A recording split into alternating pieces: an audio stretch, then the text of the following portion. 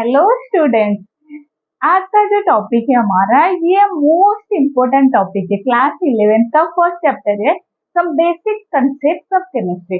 देखो class 8 9 10th में भी आप केमिस्ट्री पढ़ के आए हो। उसमें क्या सिखाया जाता है, उसमें होता है केमिस्ट्री सब्जेक्ट क्या होता है ना। उसमें आपको बेसिक कंसेप्ट बताई जाती है। बेसिक कंसेप्ट में सब्जेक्ट के रिगार्डिंग, मतलब आप डिफ्रेंशिएट कर पाओ फिजिक्स केमिस्ट्री और बाकी सब्जेक्ट में। एक्चुअली जो केमिस्ट्री स्टार्ट होती है, हमारी केमिस्ट्री का कंसेप्ट स्टार्ट होती है क्लास 11 से। तो क्लास 11 का फर्स्ट चैप्टर है some basic concept of chemistry. देखो ये जो चैप्टर है very very important, very very important in the sense ये चैप्टर आपको क्लियर नहीं होगा मीन्स आप हर जगह फंसोगे। जैसे न्यूमेरिकल, न्यूमेरिकल में आपको इसका एप्लीकेशन मिलेगा। ठीक है, आप लैब में जाओगे, लैब वर्क में भी इसी चैप्टर का एप्लीकेशन देखने को मिलेगा। तो इस चैप्टर को अच्छे से समझते हैं। ठीक है, let's start some basic concept of chemistry. तो केमिस्ट्री आपको पता है इस सब्जेक्ट में हम सिंपली देखी जाए तो केमिस्ट्री सब्जेक्ट मैटर के रिगार्डिंग स्टडी होती है। तो मैम मैटर क्या होती है? मैटर होते हैं वो सब्सटेंस। मैटर क्या होते हैं? मैटर होते हैं any substance which occupy space, जो कि कुछ स्पेस ऑक्यूपाई करते हैं एंड खुद का कुछ मास हो। मीन्स मैटर है दो substance having specific mass and occupy particular space। Means कुछ स्पेस ऑक्यूपाई करता हो या फिर खुद का कुछ मास हो, उसका मैटर कहते हैं। देखो बिल्कुल जीरो से स्टार्ट करते हैं। फर्स्ट मैटर सबको क्लियर?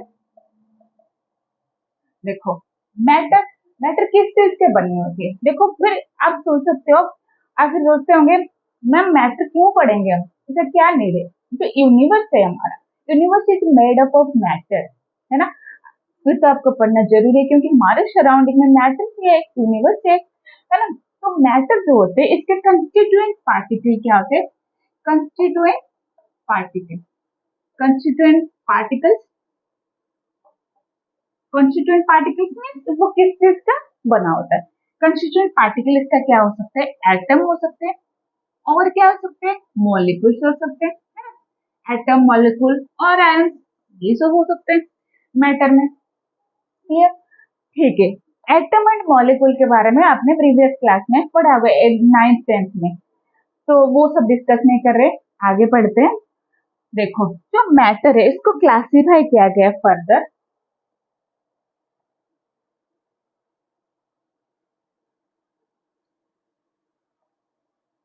मैटर को फर्दर क्लासिफाई किया गया है। देखो इसको प्योर सब्सटेंस एंड मिक्सचर में डिवाइड किया गया है। एक तो हमारा pure substance, another one mixture.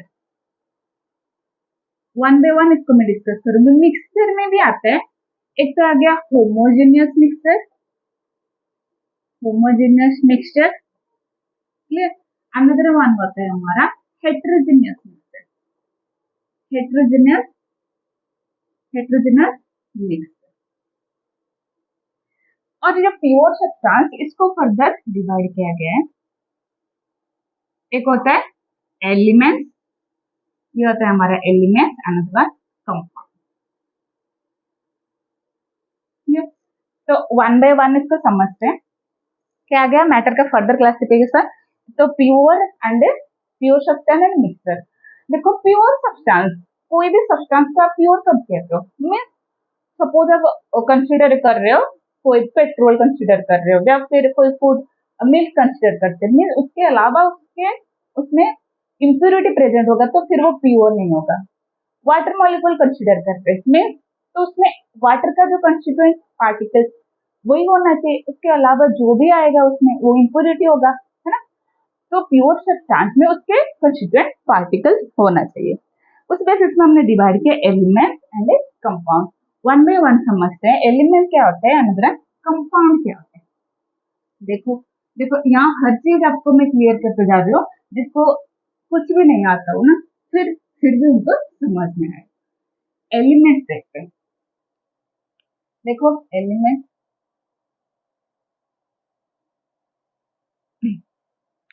Element क्या कहता है? तो किसको हम एलिमेंट कहेंगे? सपोज हम कंसिडर करेंगे हाइड्रोजन, ठीक है। नाइट्रोजन। क्या इसको हम एलिमेंट कह सकते हैं? देखो एलिमेंट का क्या क्राइटेरिया होता है?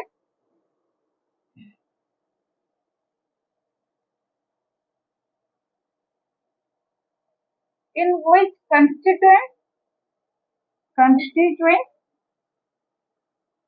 particles are of same chemical nature,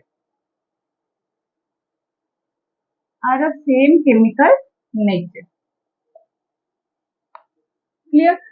देखो एलिमेंट में जितने भी कंस्टिट्यूएंट पार्टिकल होंगे सबके क्या होंगे, जो केमिकल नेचर उनका सेम होगा। और क्या कहते हैं? कंपाउंड।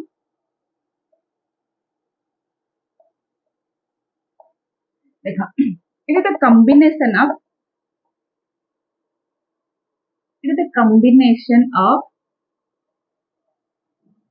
element compounds, है ना? It is a combination of elements having fixed combining ratio,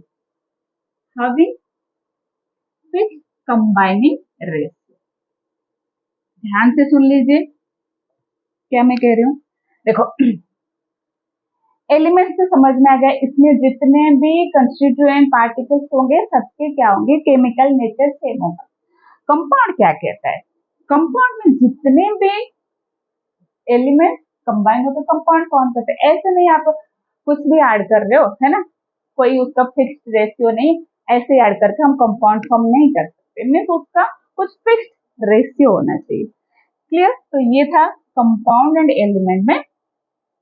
इसका एग्जाम्पल देख लेते हैं, लिख सकते हो नाइट्रोजन, है ना, ऑक्सीजन, है ना। देखो कंपाउंड का एक एग्जाम्पल लिखते हैं। देखो ग्लूकोज पीते हो आप, है ना, क्या फॉर्मूला होता है उसका? C6H12O। मुझे बताओ इसका मैं रेशियो चेंज कर लूं अपनी मर्जी से कुछ भी, है ना, क्या इसको हम ग्लूकोज कह सकते हैं? नो।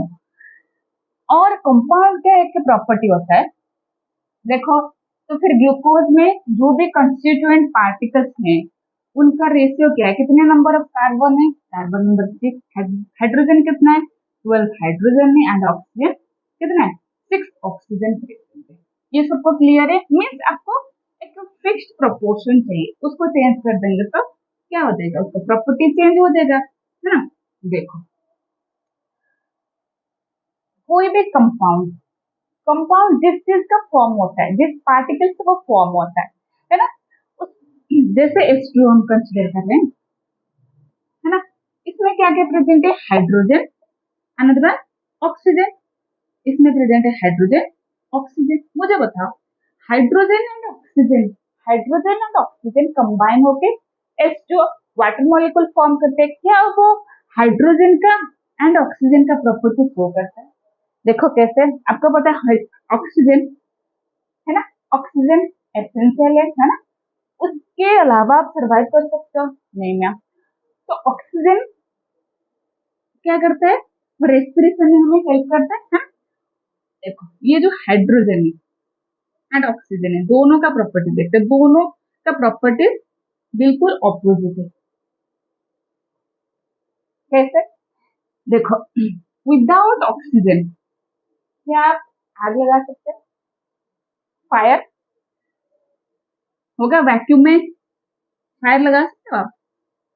नहीं। तो कोई किसी भी सब्सटेंस में आग लगाने के लिए ऑक्सीजन का नीड है ना, कंबस्शन प्रोसेस में जैसे ऑक्सीजन की नीड होती है, तो हाइड्रोजन गैस होता है जो वो खुद जलता है ना, उसको नीड नहीं है ऑक्सीजन की, वो अपने आप क्या है, वो खुद जलता है और ये जलने में हेल्प करता है। क्लियर? जब दोनों ही कंबाइन हो जाएंगे क्या फॉर्म हो गया हमारा H2O। ये किस तरह काम करता है? ये काम करता है हमारा एक्सटिंग्विशर की तरह, फायर एक्सटिंग्विशर। मीन्स आग को बुझाने के लिए, ठीक है। एक तो था जलने में हेल्प करेगा, कंबस्शन में। एक खुद जलता था, जब दोनों ही कंबाइन हो जाए बिल्कुल ऑपोजिट कैरेक्टर शो कर रहे हैं, प्रॉपर्टी शो कर रहे हैं उसको, है ना। तो फिर इसमें कंपाउंड में जो भी कंस्टिट्यूएंट पार्टिकल्स होते हैं उनका इंडिविजुअल कैरेक्टरिस्टिक लॉस हो जाता है, कुछ नया प्रॉपर्टी को शो करते हैं। क्लियर आपको? कंपाउंड देखते हैं। नेक्स्ट हमने जो डिवाइड किया था टेबल में, प्योर सब्सटेंस देन था मिक्सर। तो मिक्सर किसको कहेंगे? देखो ये बड़ा आसान है। मिक्सर में कंपाउंड एंड मिक्सर में एक ही डिफरेंस है, जो भी आप कंस्टिट्यूएंट पार्टिकल्स ले रहे हो उसका कोई मर्जी आप ऐड कर लो, उसका कोई फिक्स रेशियो नहीं रहता है। क्लियर? कोई फिक्स रेशियो नहीं होता है। तो कोई भी सब्सटेंस आप रैंडमली ऐड कर रहे हो तो वो क्या फॉर्म होगा? मिक्सर फॉर्म होगा। ठीक है, इसमें होता है होमोजेनियस हेटेरोजेनियस, इसको समझना चाहिए। एक होता है homogeneous mixture, clear. Another one heterogeneous mixture, heterogeneous. Homogeneous mixer compound में डिफरेंस समझ में आ गया, ठीक है ना। होमोजेनियस हेटेरोजेनियस में क्या होता है? इसमें मिक्सचर पे कोई फिक्स रेशियो तो नहीं है, पर इसमें क्या होता है? होमोजेनियस में जो भी कंस्टिट्यूएंट पार्टिकल्स होते हैं वो यूनिफॉर्मली डिस्ट्रीब्यूटेड होते हैं। Constituent particles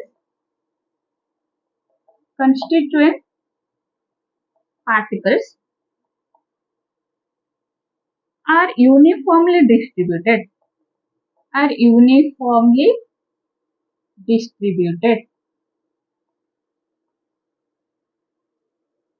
distributed throughout। जो कंस्टिट्यूएंट पार्टिकल्स होते हैं वो यूनिफॉर्मली डिस्ट्रीब्यूट होते हैं। हेटेरोजेनियस में इसमें नॉन यूनिफॉर्म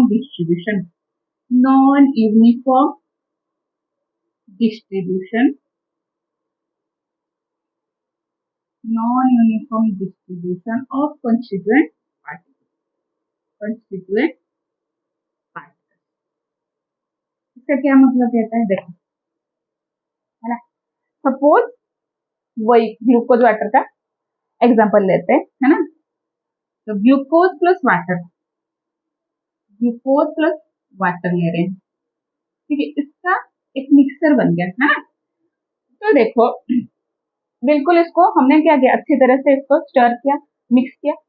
तो आप क्या कर सकते हो, सपोज हमारे ये ग्लास है, इसमें से आप एक स्पून टॉप पार्ट से लेके टेस्ट करो, है ना, ठीक है। तो कहता है नहीं, ऊपर ऊपर से मैं इतना ग्लूकोज सोल्यूशन निकाल देती हूँ, फिर बॉटम पार्ट जो है ना इसका, बॉटम पार्ट से एक स्पून क्या ले रहे हैं, एक टेबल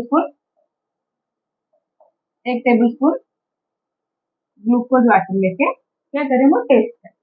क्या इन दोनों के टेस्ट में कुछ डिफरेंस होगा? नहीं, क्योंकि ये यूनिफॉर्मली डिस्ट्रीब्यूटेड है ना। मीन्स इसको क्या कहेंगे हम? Homogeneous mixture. और आपको कोई अलग अलग से फेज दिखाई दे रहे हैं? एक तो जैसे ग्लूकोज वाटर में अच्छे से घुल मिल गया स्टर करने के बाद, क्या आपको ग्लूकोज के पार्टिकल अलग से दिखाई दे रहे हैं वाटर में? नहीं। सपोज ये हमारे इसमें वाटर है बीकर में, है ना, इसमें कुछ ऑयल ड्रॉप डाल रहे हैं, क्या वो होमोजेनियस मिक्सचर होगा, यूनिफॉर्मली डिस्ट्रीब्यूट होगा? नहीं, आपको अलग से भी दिखाई देगा। ये जो ऑयल ड्रॉप है ना, ये अलग से दिखाई देंगे। तो वाटर का एक लेवल दिखाई देगा, एक फेज दिखाई देगा, और ऑयल का एक फेज दिखाई देगा। मीन्स उसमें नॉन यूनिफॉर्म डिस्ट्रीब्यूशन, उसको क्या कहेंगे? Heterogeneous mixture. ये बेसिक कंसेप्ट है। जो मिल्क होता है ना, फिर वो क्या होगा? होमोजेनियस या हेटेरोजेनियस? ब्लड, मिल्क, ये सब क्या होंगे? होमोजेनियस या हेटेरोजेनियस? ब्लड, मिल्क, ठीक है, मैं बता देता हूँ। ये होते हैं हमारे heterogeneous mixture, heterogeneous mix means इसमें कंस्टिट्यूएंट पार्टिकल यूनिफॉर्मली डिस्ट्रीब्यूटेड नहीं होते। ठीक है, इसको आगे बढ़ेंगे कॉलोइडल पार्टिकल में। यहाँ तक सबको क्लियर है? यूनिट्स फॉर वेल मेजरमेंट, देखो कोई भी मेजरमेंट के लिए, है ना, कुछ कुछ यूनिट्स आपको पहले ही पता होगा। तो उसमें देखो फर्स्ट आता है हमारा मास। तो ये एक फिजिकल क्वांटिटी है, इसको कैसे मेजर करते हैं? किलोग्राम से, आपको पता है केजी, है ना। और लेंथ, लेंथ आता है हमारा मीटर में, उसको स्मॉल लेंथ से। टेम्परेचर को केल्विन से। मतलब अब ये भी पूछे होंगे मैम हमने तो ये भी देखा हुआ है कि डिग्री सेल्सियस, तो फिर केल्विन कैसे आ गया? देखो ये जो हमने सारे नेम ऑफ यूनिट लिखे हुए हैं, ये किस बेसिस पे? एक स्टैंडर्ड यूनिट होता है, एसआई यूनिट, तो इसको स्टैंडर्ड मानी जाती है। ठीक है, एसआई का क्या फुल फॉर्म है? एसआई, एसआई में स्टैंडर्ड इंटरनेशनल यूनिट होता है। ठीक है, तो इंटरनेशनली मतलब हर जगह ये यूनिट वैलिड है, तो इसको क्या कहते हैं? SI unit. तो आपने डिग्री सेल्सियस सुना होगा, पर केल्विन को क्या मानते हैं? SI unit. टेम्परेचर का आ गया केल्विन। अमाउंट ऑफ सब्सटेंस, इसको मोल। ठीक है, टाइम, टाइम को आपको पता है सेकंड से। इलेक्ट्रिक करंट को एम्पियर। ए से डिनोट करते हैं लुमिनस इंटेंसिटी होता है, कैंडल सीधी। ये जितने भी मैंने लिखा है इसको क्या कहते हैं? ये होता है हमारा फंडामेंटल यूनिट। तो फंडामेंटल यूनिट क्या होता है? ये किसी से डिराइव नहीं होते, है ना। तो ये एज इट इज आपको क्या करना होगा? ध्यान में रखना होगा, मेमोराइज करना होगा। ये किसी से डिराइव नहीं होते। इससे आगे जो डिराइव्ड यूनिट होंगे, तो इस फंडामेंटल को यूज करके हम डिराइव करेंगे। तो बेसिक इतना ही आपको ध्यान में रखना है, डिराइव यूनिट हम डिराइव कर लेंगे। ठीक है, ये क्या होते हैं? Fundamental unit. ये सारे हमारे fundamental unit, fundamental unit. I think सबको क्लियर है? ठीक है, तो देखते हैं derive unit.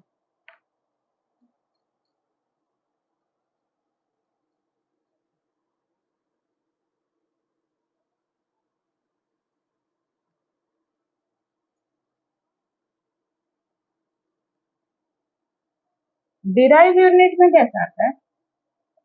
Derived unit, derived unit, इसको क्या कर सकते हैं? फंडामेंटल यूनिट से डिराइव कर सकते हैं। देखो फर्स्ट मैं लिख रही हूँ, एक आ गया वेलोसिटी। वेलोसिटी इसको हम डिराइव करेंगे फंडामेंटल यूनिट से। वेलोसिटी आता है हमारा डिस्टेंस अपॉन टाइम, है ना, डिस्टेंस अपॉन टाइम। डिस्टेंस को हम कैसे मेजर करते हैं? मीटर, मीटर, और टाइम को सेकेंड। इसका यूनिट क्या आ गया? मीटर सेकेंड, ये नीचे सेकेंड इनवर्स। ठीक है, तो आपको वेलोसिटी का एसआई यूनिट पूछे तो बता सकते हो। इसको कैसे हमने डिराइव किया? By using fundamental unit. देखो नेक्स्ट है हमारा एरिया। एरिया का फॉर्मूला आपको पता है? Length into breadth. ठीक है, लेंथ भी मीटर होता है, ये भी ब्रेथ भी मीटर में होगा, या फिर सेंटीमीटर होगा तो सेंटीमीटर होगा, है ना। तो मीटर इंटू मीटर क्या आ गया? Metre square. इसको हम क्या करें? डिराइव करते हैं। नेक्स्ट देखते हैं वॉल्यूम। वॉल्यूम क्या होता है? किसी भी सब्सटेंस का length into breadth, length into breadth into height. ठीक है, मीटर, ये भी मीटर में आता है, इंटू मीटर, तो आ गया मीटर क्यूब, और सेंटीमीटर क्यूब लिख सकते हैं। ठीक है, तो वॉल्यूम का आ गया हमारा मीटर और सेंटीमीटर। आपने और एक यूनिट भी देखा होगा, डेंसिटी। क्या फॉर्मूला बच्चों? डेंसिटी, डेंसिटी होता है मास अपॉन वॉल्यूम। मास का हम क्या कर सकते हैं? केजी। वॉल्यूम क्या आ गया? Metre cube. तो आपको पेपर में डेंसिटी का ऐसा यूनिट पूछो, है ना, केजी पर मीटर क्यूब, और क्या होगा? ग्राम पर सेंटीमीटर क्यूब, और लिख लो, है ना। क्लियर? तो फंडामेंटल यूनिट का यूज करके हमने ये चार डिराइव्ड यूनिट का कैसा होगा ऐसा यूनिट हमने निकाले। देखो और कुछ बेसिक चीजें मैं बता देती हूँ। देखो मास क्या होता है बच्चों, कोई भी आपको पूछे वैसे सिंपल आप बता सकते हो क्या होता है ये मास? मास क्या होता है ये आपको पता होना चाहिए। मतलब ये बहुत ही ज्यादा ये बेसिक कंसेप्ट है, पर आपको पता होना चाहिए मास क्या है। देखो कोई भी सब्सटेंस में कुछ पार्टिकल्स होते हैं, है ना? तो mass of a substance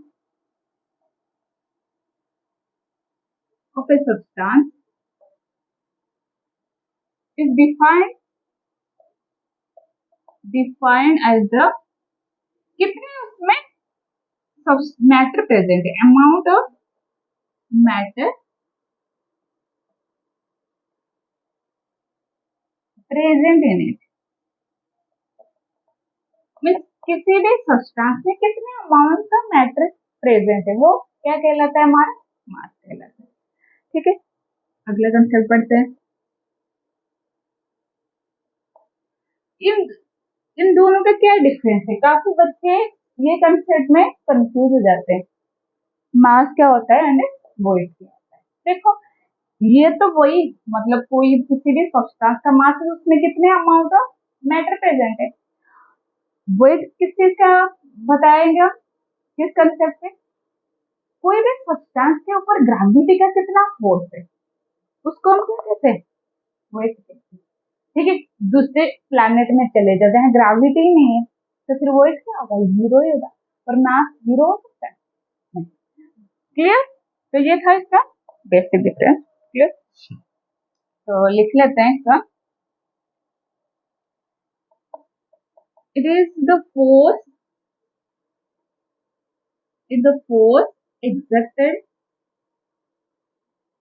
exerted by gravity, exerted by gravity on a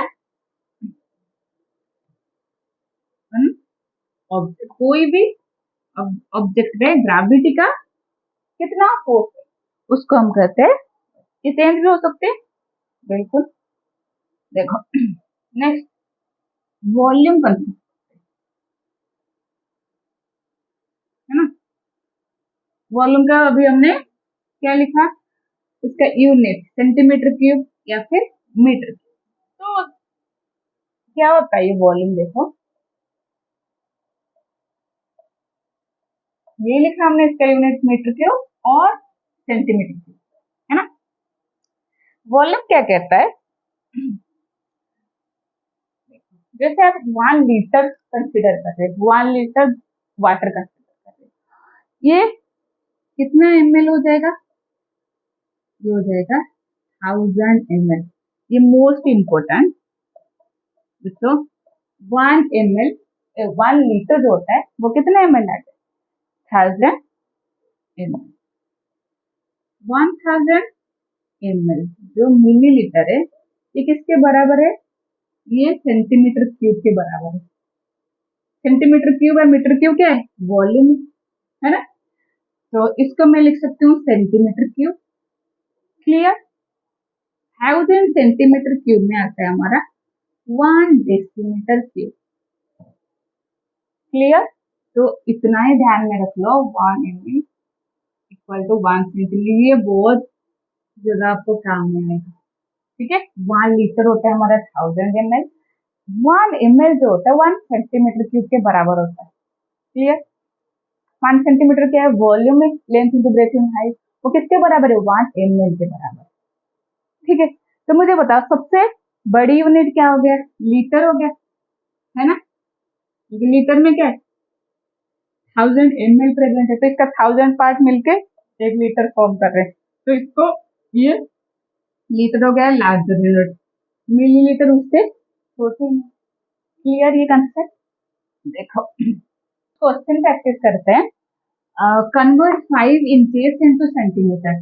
देखो कैसे इसको कन्वर्ट करेंगे, जो स्केल आप यूज करते हो ना वो होता है 15 सेंटीमीटर का। सपोज आपको कोई कन्वर्जन पूछ ले, है ना? तो यहाँ जैसे पूछा हुआ है 5 इंचेस कितने सेंटीमीटर होगा, आपको ये ध्यान में रखना है। 1 इंच होता है 2.54 सेंटीमीटर। जैसे 1 मीटर में कितने सेंटीमीटर होते हैं? 1 मीटर इक्वल 100 सेंटीमीटर। वैसे 1 इंच होता है 2.54 सेंटीमीटर। चाहे आपको सेंटीमीटर टू इंच कन्वर्जन आ जाए वो भी कर सकते हो, या फिर inch two inches two centimetre conversion कर सकते हो। तो बस इतना ध्यान में रखना है, 1 इंच कितना होता है? 2.54 सेंटीमीटर। तो क्या पूछा गया? 5 इंच। तो 5 इंच क्या हो जाएगा? 5 इंटू 2.54 सेंटीमीटर। क्लियर? तो ये होगा हमारा आंसर। नेक्स्ट क्वेश्चन की तरफ बढ़ते हैं। Convert 2 litre of milk into metre cube. जो लीटर होता है, मिलीलीटर, लीटर, ये वॉल्यूम के लिए यूज करते हैं। तो 2 लीटर यहाँ पूछा गया, 2 litre to N cube, metre cube में कन्वर्ट करना है। आपको पता है 1 लीटर कितना होता है? 1000 ml होता है। कितने पता है आपको? है ना? और ये जो 1000 ml है ये किसके बराबर होता है? 1 सेंटीमीटर क्यूब के बराबर है। तो मैं लिख सकती हूँ 1 litre equal to 1 centimetre cube. आपको पूछा क्या गया? लीटर टू मीटर क्यूब में, और इसमें क्या है? लीटर और सेंटीमीटर क्यूब में रिलेशन है। आपको सेंटीमीटर टू मीटर कन्वर्जन पता है ना? हाँ बिल्कुल, ये आसान है, क्योंकि 1 मीटर इक्वल टू 100 सेंटीमीटर। देखो 1 मीटर इक्वल टू 100 सेंटीमीटर। तो 1 सेंटीमीटर कितना होगा? 1 सेंटीमीटर कितना मीटर होगा? 1/100 मीटर हो जाएगा, है ना? तो यहाँ क्या गिवन है हमें? 1, ये क्या है? 1 लीटर होते हैं 1 सेंटीमीटर क्यूब। तो इसलिए हमें पेपर में क्या पूछा गया? ये पूछा गया लीटर टू मीटर क्यूब में, ये तो हमारे सेंटीमीटर क्यूब में आ गया, है ना? तो सेंटीमीटर को अब मीटर में कन्वर्ट करेंगे। यहाँ क्या है? 1 सेंटीमीटर इक्वल टू आ गया 1/100 मीटर, और यहाँ क्या गिवन है? 1 सेंटीमीटर क्यूब। तो बोथ साइड क्यूब कर लेंगे, 1 सेंटीमीटर क्यूब, इसको क्यूब कर दो, बोथ साइड क्यूब कर लेते, है ना? इसका भी, तो ये क्या हो जाएगा? मीटर क्यूब हो जाएगा। ठीक है, तो ये 1 centimetre cube, both side cube करने के बाद क्या होगा? ये देखो 1 सेंटीमीटर क्यूब आ गया 1/10⁶ मीटर क्यूब, क्योंकि 1 को 3 टाइम्स मल्टीप्लाई करो 1 ही आएगा, है ना? और ये क्या है? नीचे 100 है, 100⁶ आ गया 10⁶। देखो कितने लीटर के लिए पूछा गया है, तो 1 सेंटीमीटर की जगह हम इतना पुट कर सकते हैं, इतना मीटर क्यूब, पर वो किसके बराबर हो जाएगा? 1 सेंटीमीटर, ये 1 सेंटीमीटर की जगह इतना पुट कर देंगे, ठीक है? तो 1/10⁶ मीटर क्यूब 1 लीटर हो जाएगा। तो कितने लीटर के लिए पूछा गया? 2 लीटर के लिए पूछा गया। देखो ये आ गया हमारा सेंटीमीटर क्यूब को मीटर क्यूब कन्वर्ट। कितना पूछा गया आपको? 2 लीटर, ठीक है? 2 लीटर के लिए अब क्या करेंगे? यहाँ तक सबको क्लियर है? 2 लीटर कितना होगा? 2 लीटर इक्वल टू 2 × 1000 हो जाएगा हमारा सेंटीमीटर क्यूब, है ना? इतना ही होता है, 2 × 1000 centimetre cube to centimetre to metre cube conversion आ गया 1/10⁶। इसको सिंप्लीफाई कर देंगे, क्या आ जाएगा? ये 10⁻³ है, नीचे 10⁻6, क्या आ जाएगा? 2 × 10⁻³ किसमें आया है हमारा? Metre cube. क्लियर सबको? ठीक है, आपके लिए एक क्वेश्चन में देती हूँ, देखो अगला सवाल देखो। अगला सवाल क्या है, इसको ट्राई करना, कमेंट सेक्शन में बताना। Convert 24 days into second. Clear? 24 days को आपको किस में कन्वर्ट करना है? सेकेंड में कन्वर्ट करना है। ये आपके लिए काम है, मुझे करके बताओगे। भले ये केमिस्ट्री का पार्ट नहीं है, पर ये जरूर आपको काम में आएगा, ठीक है? देखो हम कंसिडर करें H2O, इस टू में कंबाइनिंग एलिमेंट क्या होता है, हाइड्रोजन है, एक तो हाइड्रोजन, दूसरे हमारे ऑक्सीजन। तो एलिमेंट कंबाइन होकर क्या फॉर्म करते हैं, कंपाउंड, हमने डिस्कस किया। तो वो जो कॉम्बिनेशन है ना, कोई भी एलिमेंट कंबाइन होके कंपाउंड फॉर्म करे, जो कॉम्बिनेशन हो रहा है वो कॉम्बिनेशन कुछ लॉ पे बेस्ड है ना, ऐसे नहीं आप बस ऐड करके कंपाउंड फॉर्म कर रहे हो। तो कौन कौन से लॉ पे ये कॉम्बिनेशन बेस्ड है वो देखते हैं। Laws of combination, laws of combination, laws of combination, इसमें कितने लॉज होते हैं, टोटल 5 लॉज, ध्यान में रखना। 5 लॉज क्या क्या होता है, इसमें 5 लॉज पढ़ेंगे आप। Law of conservation, law of conservation ये आपने सुना होगा पहले से भी है ना, law of conservation of mass, law of conservation of मास वो कहता है energy can neither be created nor be destroyed.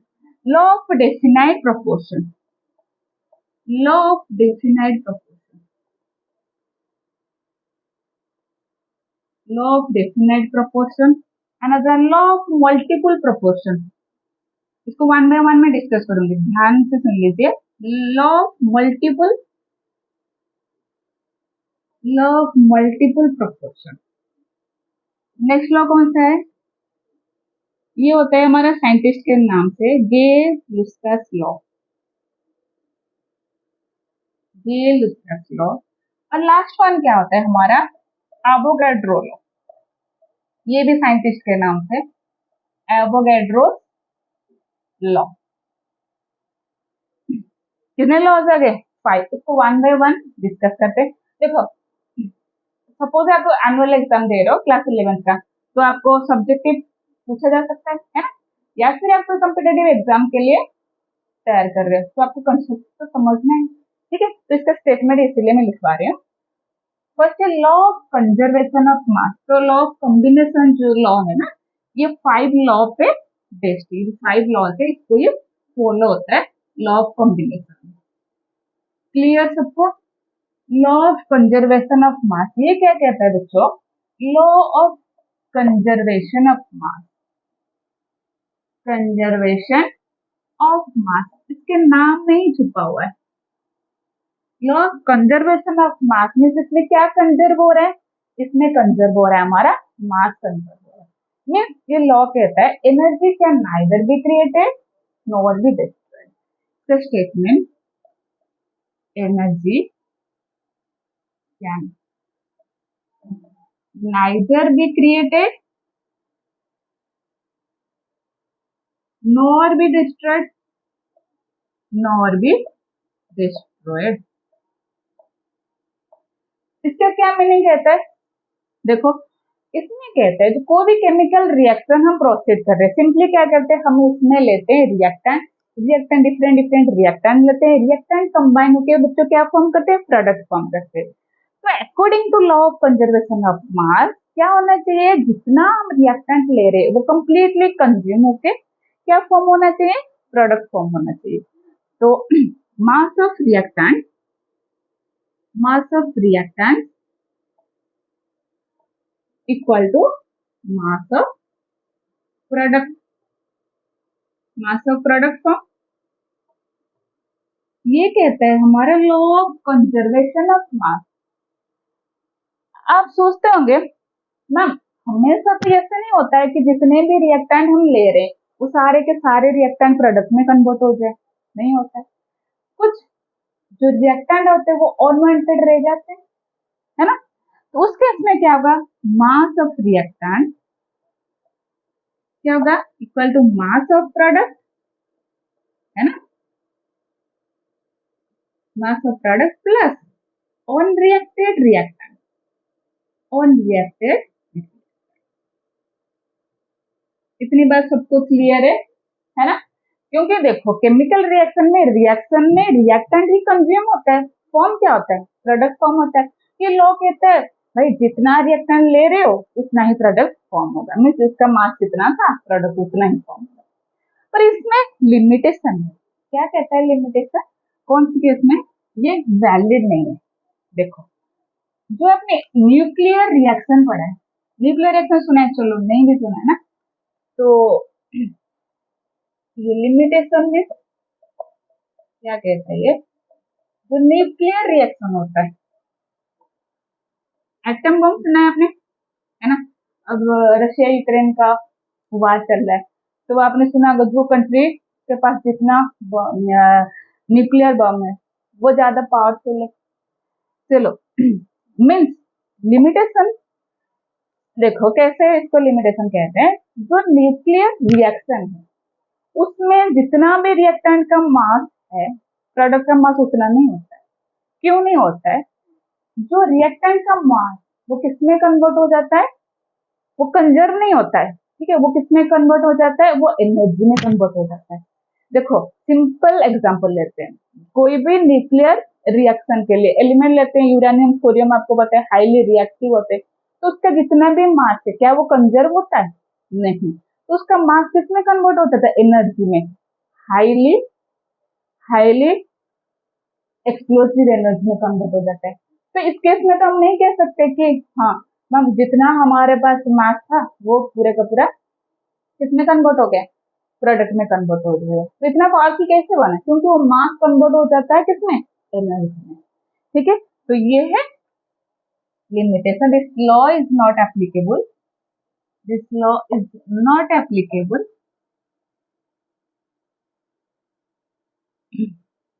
कहाँ एप्लीकेबल नहीं होता है? To the nuclear reaction, clear सबको? टू द न्यूक्लियर रिएक्शन, इसमें क्या होता है, ड्यूरिंग दिस रिएक्शन, जो मैंने बताया आपको, during this reaction mass gets converted to energy, है ना। According to Einstein delta E जो एनर्जी होता है, एनर्जी लिख लो, एनर्जी क्या होता है, MC square equal to MC.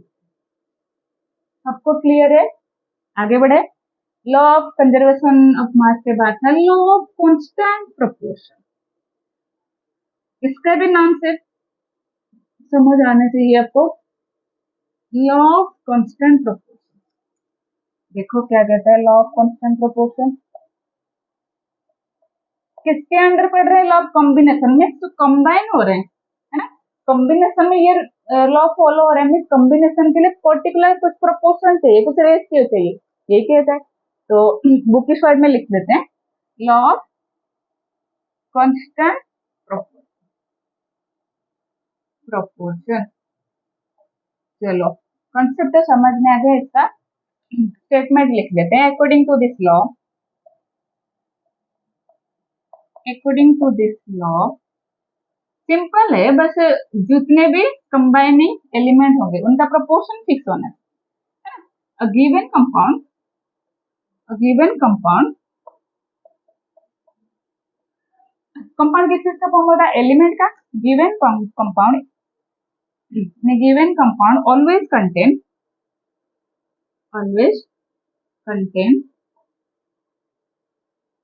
exactly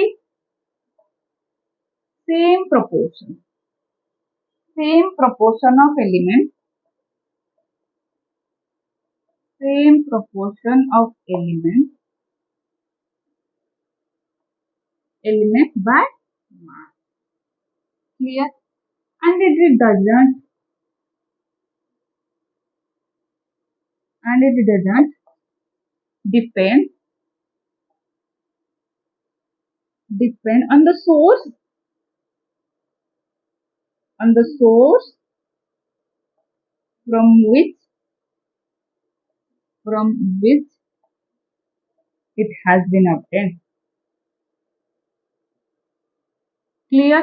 means ये कहता है कंपाउंड में जितने भी एलिमेंट ले रहे हैं उसका फिक्स प्रोपोर्शन किस चीज का होना चाहिए? मास का फिक्स प्रोपोर्शन है, और वो किस पर डिपेंडेंट नहीं है, कौन से सोर्स से आप उसको ले रहे हो। जैसे कि कार्बन डाइऑक्साइड, एग्जाम्पल के तौर पे देखते हैं, कार्बन डाइऑक्साइड पे कौन कौन सी एलिमेंट है? एक तो है हमारा एग्जाम्पल कार्बन डाइऑक्साइड, एक है हमारा कार्बन, अनदर ऑक्सीजन, है ना। चाहे कार्बन डाइऑक्साइड को किसी भी सोर्स से ले लो आप, किसी भी सोर्स से, कोई क्या कर रहा है, सपोज कैल्शियम कार्बोनेट को हीट करके उसमें से कार्बन डाइऑक्साइड रिलीज करके उसको ले रहा है, ठीक है। और कोई दूसरे प्रोसीजर से कार्बन प्लस ऑक्सीजन को कंबाइन करके कार्बन डाइऑक्साइड फॉर्म हुआ तो उससे ले रहा है। तो किसी भी प्रोसेस से आप ले लो, इनका जो एलिमेंट का मास है वो क्या रहेंगे, फिक्स प्रोपोर्शन में रहेंगे। क्या रहता है इसका प्रोपोर्शन, कार्बन का मास होता है 12 एंड ऑक्सीजन का कितना होता है 16।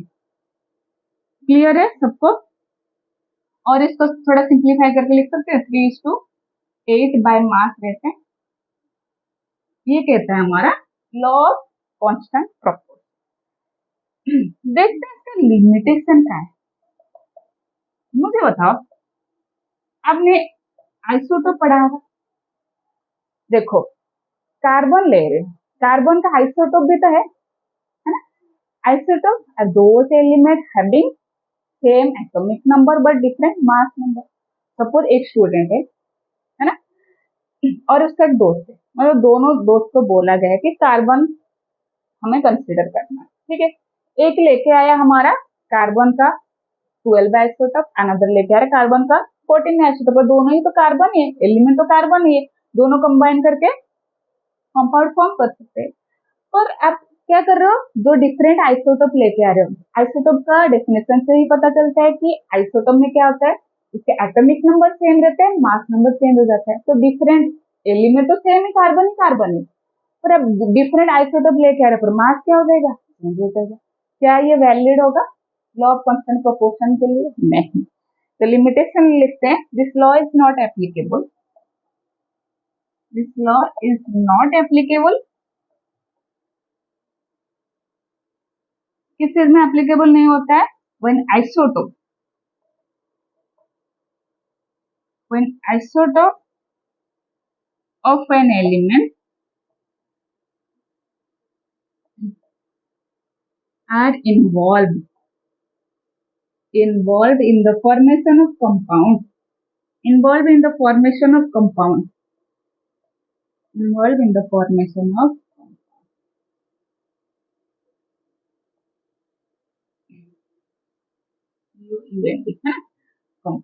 एग्जाम्पल के तौर पर देखते हैं, देखो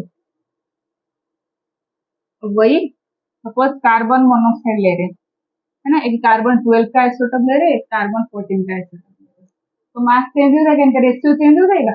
देखो 12 ये क्या आ गया 16, 14:16, तो दोनों का रेशियो चेंज हो गया। मीन अब सेम एलिमेंट का आइसोटोप कंसिडर कर रहे हो, मीन उसमें क्या हो जाएगा, उनका मासेस का रेशियो चेंज होता है। तो ये रूल का लिमिटेशन है। और कौन सी केस में चेंज हो सकता है मुझे बताओ, क्या हमेशा सेम प्रोपोर्शन में कंबाइन होने से सेम कंपाउंड फॉर्म होगा? होगा। एक एग्जांपल ले रही हूँ C2H5OH, मुझे बताओ इसमें कितने नंबर ऑफ कार्बन है, कार्बन नंबर 2 है। हाइड्रोजन कितने, 5 + 1 6, कार्बन है 2, हाइड्रोजन कितने प्रेजेंट है 6 प्रेजेंट है, ऑक्सीजन 1। यहाँ देखो कार्बन कितने नंबर में प्रेजेंट है 2, है ना। ऑक्सीजन एक ऑक्सीजन प्रेजेंट है, हाँ सही है। हाइड्रोजन कितना प्रेजेंट है, तो दोनों जो भी कंपाउंड है दोनों में क्या है, कंस्टिट्यूएंट एलिमेंट का नंबर सेम है। क्या ये दोनों कंपाउंड सेम है? नहीं ना, मास भी सेम है, क्योंकि जितना एलिमेंट का कंपोजिशन सेम है, एलिमेंट सेम तो मास तो सेम होगा। क्या ये सेम कंपाउंड फॉर्म है? ये होता है हमारा अल्कोहल, ये होता है ईस्टर, ये आगे ऑर्गेनिक में डिस्कस करेंगे। तो इनका प्रॉपर्टीज तो अलग ही हो गया, है ना। तो ये लॉ का भी लिमिटेशन है, ये नहीं कि फिक्स रेशियो में कंबाइन हो गए, same number of element combine हो गए, फॉर्म कर रहे में सेम क्या फॉर्म होगा, कंपाउंड फॉर्म नहीं। तो लॉ ऑफ मल्टीपल प्रोपोर्शन आगे देखते हैं। लॉ ऑफ मल्टीपल प्रोपोर्शन क्या कहता है, law of multiple proportion, rule number 3 पढ़ रहे हैं।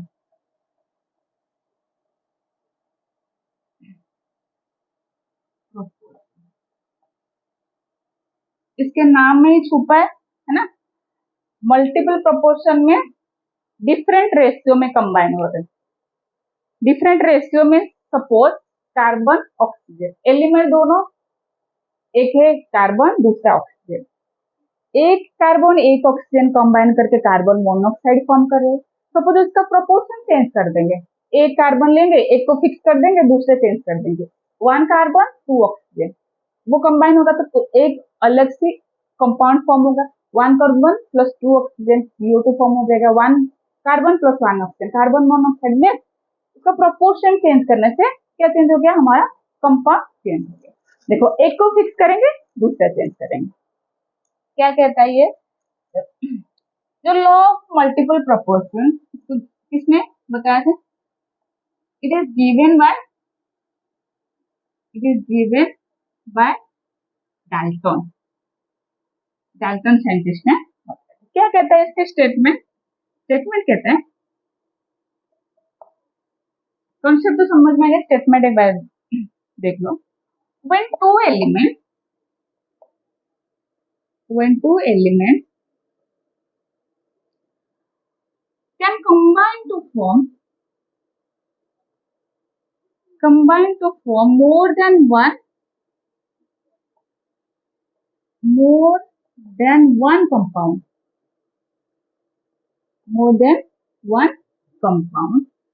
the different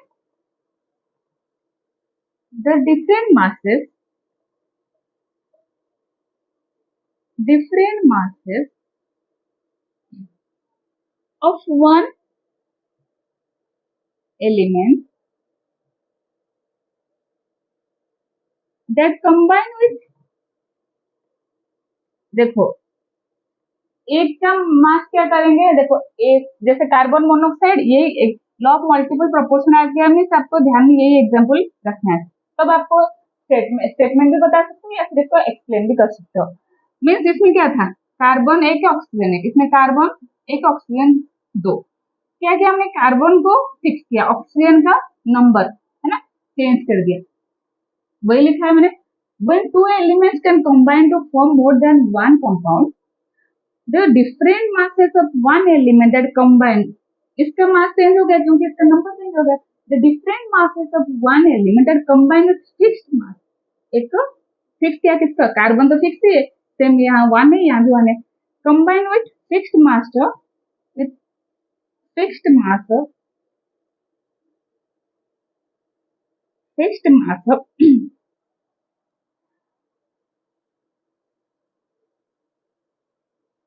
fixed mass of element,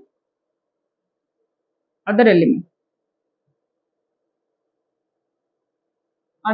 beer, इसमें क्या होता है, और कैरी, क्या कैरी करते हैं, कैरी ऊपर में लिख देती हूँ, carry simplest whole number ratio, carry इसको ऊपर लिख लो, carry simplest whole number ratio, whole number ratio. Clear आपको, एग्जाम्पल के तो और भी क्लियर हो जाएगा। ठीक है,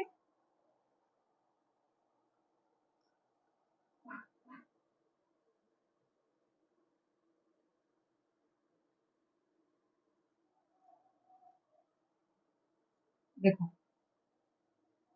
एक कार्बन मोनोऑक्साइड कंसीडर करें, एक carbon dioxide, mass of carbon है ना, और कंसीडर करेंगे मास ऑफ ऑक्सीजन, इतने दो ही क्या प्रेजेंट है, एलिमेंट प्रेजेंट है।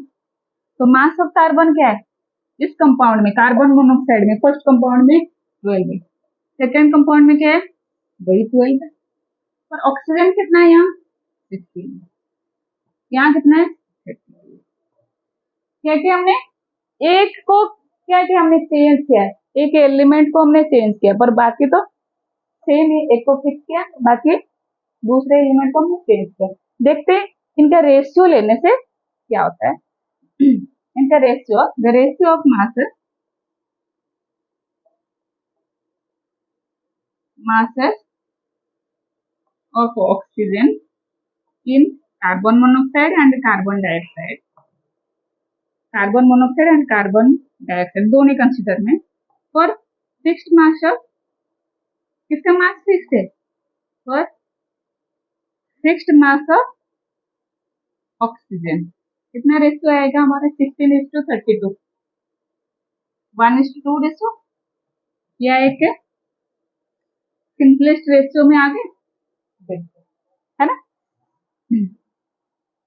इसमें कोई ऐसा लिमिटेशन नहीं। Clear, law of multiple proportion. Next आता है हमारा गेल-लुस्कास लॉ। गेल-लुस्कास लॉ, ये जो लॉ है ना, ये लॉ ऑफ कंबाइनिंग वॉल्यूम है। देखो, क्योंकि हमने कॉम्बिनेशन में ये सारे पढ़ रहे हैं, तो स्पेसिफिकली ये बताता है वॉल्यूम की कॉम्बिनेशन के बारे में। तो क्या कहता है, देखो इसका स्टेटमेंट कहता है, at given temperature and pressure the volume of all gaseous reactant and product, वो क्या कैरी करते हैं, simple whole number ratio to each other. देखो, रिएक्टेंट में गैसियस मॉलिक्यूल भी हो सकते हैं, जैसे हम हाइड्रोजन एंड क्लोरीन को कंबाइन कर रहे हैं, hydrogen gas and chlorine gas combine, उससे क्या फॉर्म हो रहा है, हाइड्रोक्लोरिक एसिड। इसमें कितने मोल इन्वॉल्व है, 1 mole of hydrogen combines with 1 mole of chlorine, क्या फॉर्म हो रहा है, 2 मोल ऑफ HCl फॉर्म हो रहा है। तो ये बस ये सिंपली बता देता है कि हम टेम्परेचर एंड प्रेशर को फिक्स करेंगे, मीन्स इनका वॉल्यूम कुछ रेशियो में, मतलब रिएक्टेंट कुछ पर्टिकुलर रेशियो में कंबाइन होकर प्रोडक्ट फॉर्म करते हैं। ये सिंपल है, इसमें कुछ ज्यादा है ही नहीं। ठीक है, नेक्स्ट हमारा जो कंसेप्ट है वो सबसे इंपॉर्टेंट है, मोल कंसेप्ट। मोल कंसेप्ट देखो,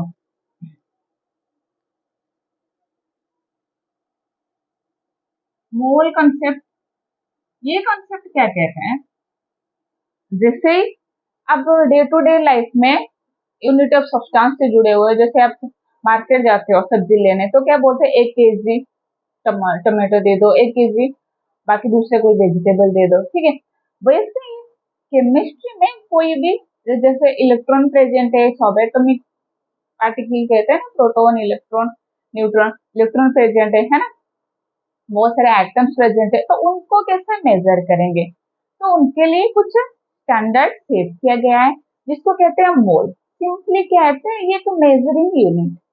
क्लियर, तो मोल इसमें क्या रहता है, तो कैसे डिनोट करते हैं, चलो स्टेप बाय स्टेप फॉलो करते हैं। किसी भी सब्सटेंस का 1 मोल मीन्स उसमें क्या होता है, एवोगैड्रोस नंबर ऑफ एटम को, मॉलिक्यूल को, आयन या फिर इलेक्ट्रॉन प्रेजेंट होते हैं। सिंपल लैंग्वेज में देखो, जैसे आप बोलते हो ना 1 केजी 1000 ग्राम, वैसे ही जो मोल होते हैं ना, वो होता है हमारा Avogadro's number of molecule, ion, atom, electron, यही सब प्रेजेंट होते हैं। देखो क्या लिखा गया है, अ मोल ऑफ पार्टिकल्स, क्या हो सकता है उसमें, एटम्स हो सकते हैं, मॉलिक्यूल हो सकते हैं, आयन भी, इलेक्ट्रॉन भी हो सकते हैं। Is it collection of Avogadro's number. Avogadro's number किसको क्या बोला जाता है, ये 6.022 इंटू 10⁻23, ये फैंसी नंबर को याद करना है। ठीक है, Avogadro's number 6.022 into 10⁻23 number of particle, क्या होता है ये 1 मोल। सपोज मैं बोल रही हूँ 1 मोल ऑफ ऑक्सीजन एटम, इसमें कितने नंबर ऑफ पार्टिकल है, 6.022 into 10⁻23 number of particle. 1 molecule of oxygen उतने ही होगा, 1 मोल कंसिडर कर रहे हो, मीन्स उसमें इतने ही number of Avogadro number of क्या होंगे, पार्टिकल होंगे, चाहे एटम, मॉलिक्यूल हो, आयन हो या फिर इलेक्ट्रॉन। क्लियर सभी को।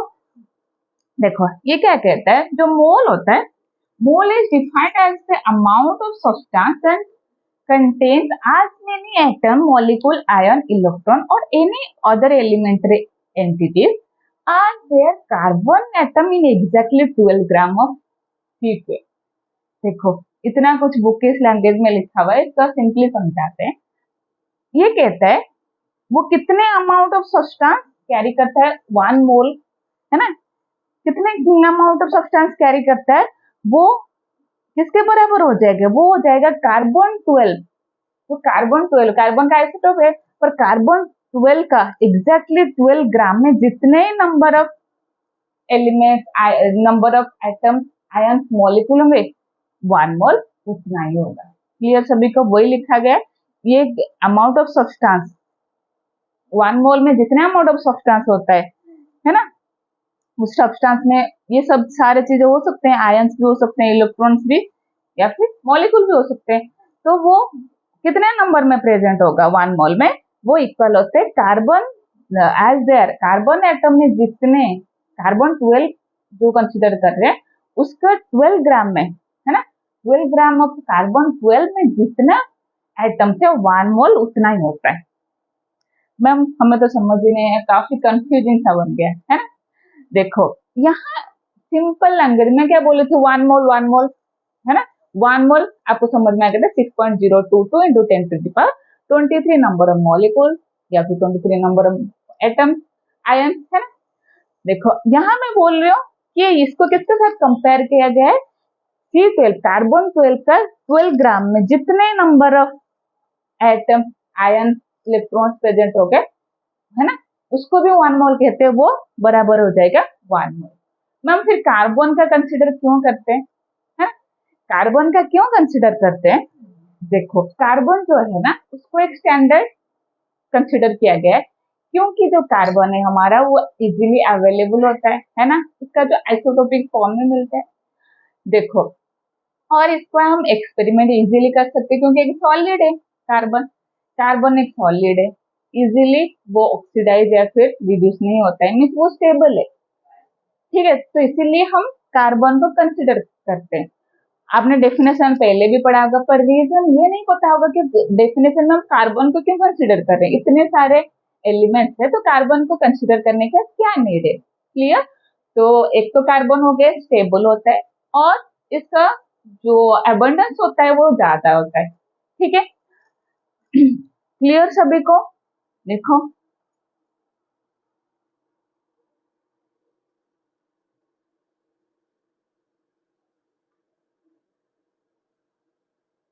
आगे पढ़ेंगे हम gram, atomic mass, molecular mass, gram molecular mass. क्या क्या पढ़ना है? एटॉमिक मास, ठीक है, gram atomic mass, gram atomic mass, another one molecular mass, gram molecular mass, gram molecular mass. इसको पढ़ाने से पहले मैं एक इम्पोर्टेंट कंसेप्ट बता देती हूँ आपको। आपने आइसोटोप सुना है ना, आइसोटोप सुना है? क्लोरीन के कितने आइसोटोप होते हैं? हाँ, क्लोरीन के 2 आइसोटोप होते हैं, क्लोरीन 35 Cl ये देखा है हमने, और एक देखा है क्या 37 Cl। तो बाय डिफॉल्ट हम क्लोरीन का, है ना, क्लोरीन का मास कितना कंसिडर करते हैं हम? 35.5। आपने कभी सोचा ये 35.5 कहाँ से आया? सोचा है कभी? देखो आज क्लियर कर देते हैं 35.5 क्लोरीन का मास कैसे हुआ। देखो ये जो आइसोटोप होते हैं, है ना, आइसोटोप मान लो क्लोरीन 100% है, 100% क्लोरीन कंसिडर करो, इसमें से कुछ परसेंट 35 क्लोरीन होंगे, यूनिवर्स में जितने भी क्लोरीन एग्जिस्ट है उनमें से कुछ 35 क्लोरीन होंगे और कुछ 37 क्लोरीन होंगे, है ना। तो इसका परसेंटेज क्या है देखा गया है, जो 35 जिसका एटॉमिक मास है इनका परसेंटेज होता है 75% अर्थ में, और इसका परसेंटेज 37 का होता है 25% में एग्जिस्ट होता है। टोटल क्लोरीन को हम 100 कंसिडर करेंगे तो इसका अबंडेंस ज्यादा है। क्लियर? तो इसमें हम क्या करेंगे, एक तो 35 इसका एटॉमिक वेट पता है और 37, इस केस में हम क्या करते हैं, एवरेज निकालते हैं, एवरेज मास। कैसे निकालेंगे देखो ध्यान से, समेशन, समेशन किस चीज का,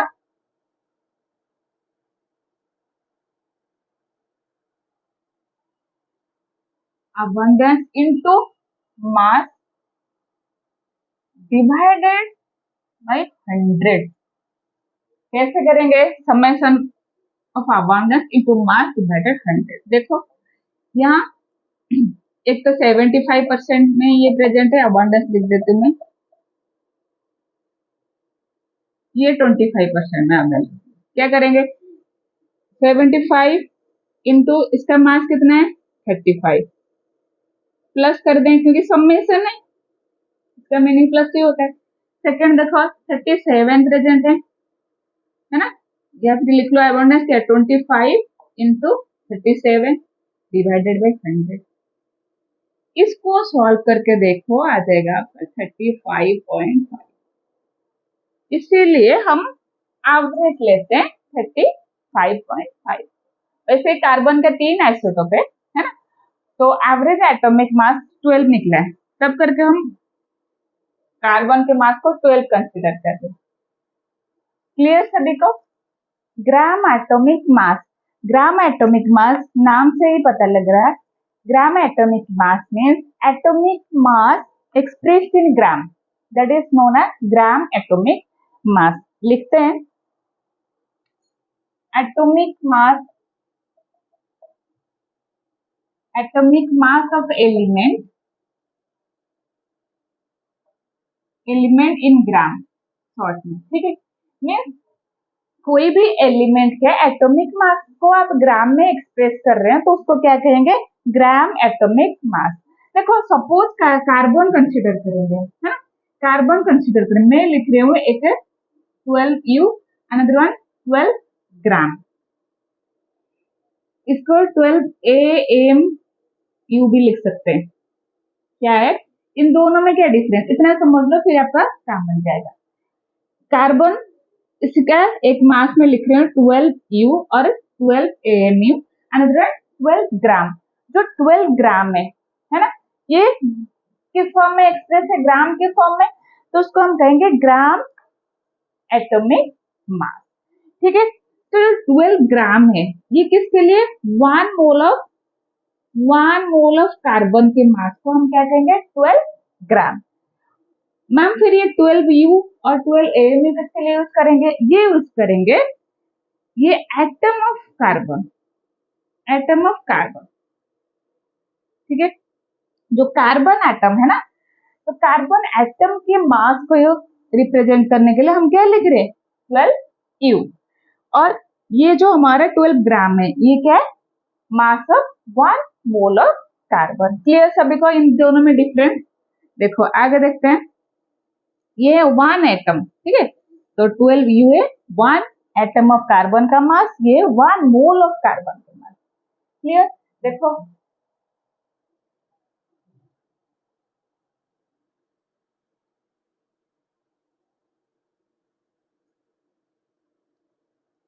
तो मास ऑफ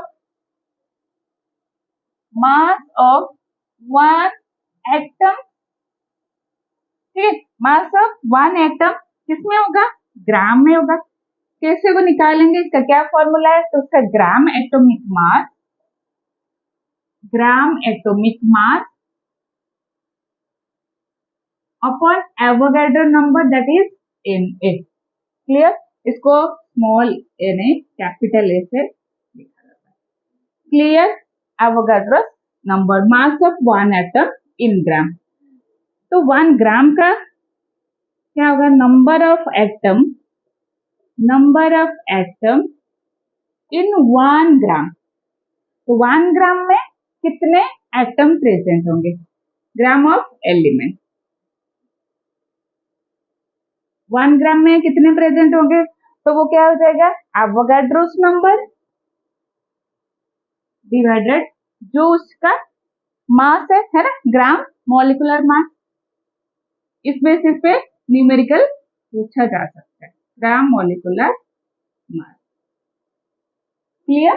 तो ग्राम एटॉमिक मास क्या है? एटॉमिक मास को ग्राम में एक्सप्रेस करेंगे तो वो हो जाएगा हमारा ग्राम एटॉमिक मास. आपको ऐसा सवाल आ सकता है, कोई भी एलिमेंट आपको गिवन होगा, number of atom in 1 gram of sodium, calcium, जो भी पूछे, क्या करेंगे हम? एवोगाड्रो नंबर से उसके ग्राम मॉलिक्यूलर मास को डिवाइड कर देंगे। क्लियर। नेक्स्ट बढ़ते हैं मॉलिक्यूलर मास। मॉलिक्यूलर मास देखो, atomic mass and molecular mass में क्या डिफरेंस है? एटम कंबाइन होकर क्या फॉर्म करते हैं? मॉलिक्यूल फॉर्म करते हैं, है ना। एटम जब कंबाइन हो जाएंगे क्या फॉर्म होगा? Molecular mass. तो एटम कंबाइन होकर मॉलिक्यूल फॉर्म करते हैं, तो एटॉमिक मास जितने, कोई भी मॉलिक्यूल में जितने एटम इन्वॉल्व है उनके एटॉमिक मास को ऐड कर देंगे, है, तो क्या मिल जाएगा? Molecular mass. सिंपल सी बात है, ठीक है। तो एटॉमिक मास को रिप्रेजेंट हम कैसे करते हैं? जैसे कार्बन का एटॉमिक मास कैसे लिखते हैं? 12U और 12A में। तो सपोज हम कंसीडर करेंगे CH4, तो इसमें कितने एटम है? कार्बन प्रेजेंट है, हाइड्रोजन प्रेजेंट है, तो इसके एटॉमिक मास प्लस 4 हाइड्रोजन के एटॉमिक मास ऐड कर देंगे, तो जो मॉलिक्यूल का मास आएगा वो होगा हमारा मॉलिक्यूलर मास। तो इसका डेफिनेशन लिखते हैं।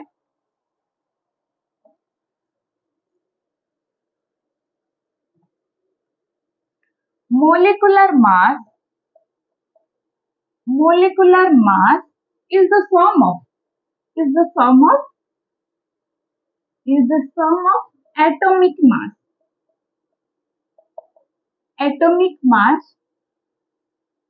present in that molecule,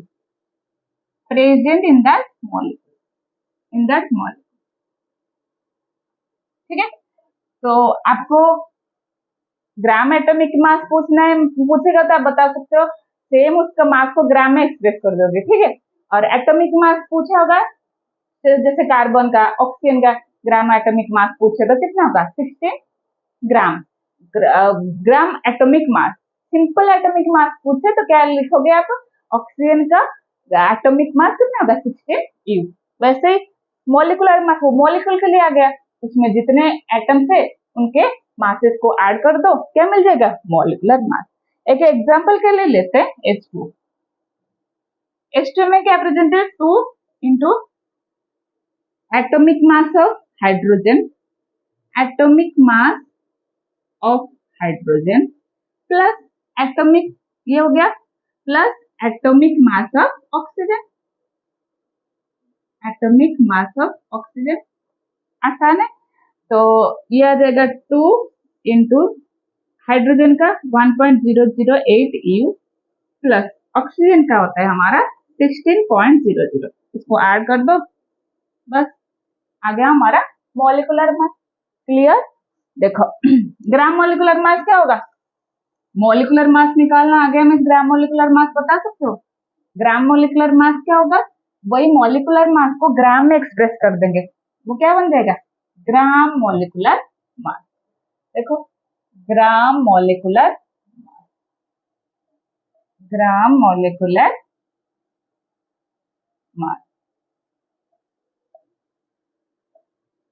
molecular mass लिख सकते हैं। When molecular mass is expressed in gram, उसको क्या कहेंगे? Gram molecular mass. तो मैं एक कंपाउंड लिख रही हूँ, इसका आपको ग्राम मॉलिक्यूलर मास बताना है, CH4। ग्राम मॉलिक्यूलर मास इसका कितना होगा? देखो कार्बन का 12 प्लस हाइड्रोजन का 4, कितना हो गया? 12 प्लस 4 16। किस में एक्सप्रेस करेंगे? ग्राम में। क्लियर। तो ग्राम मॉलिक्यूलर मास आ गया। सपोज आपको कोई पूछे एक मॉलिक्यूल का mass of one molecule in gram, क्या करेंगे? उसका ग्राम मॉलिक्यूलर मास से क्या डिवाइड कर देंगे? Avogadro's number. ग्राम molecular mass divided Avogadro's number. और 1 ग्राम में कितने मॉलिक्यूल प्रेजेंट है? Number of molecule present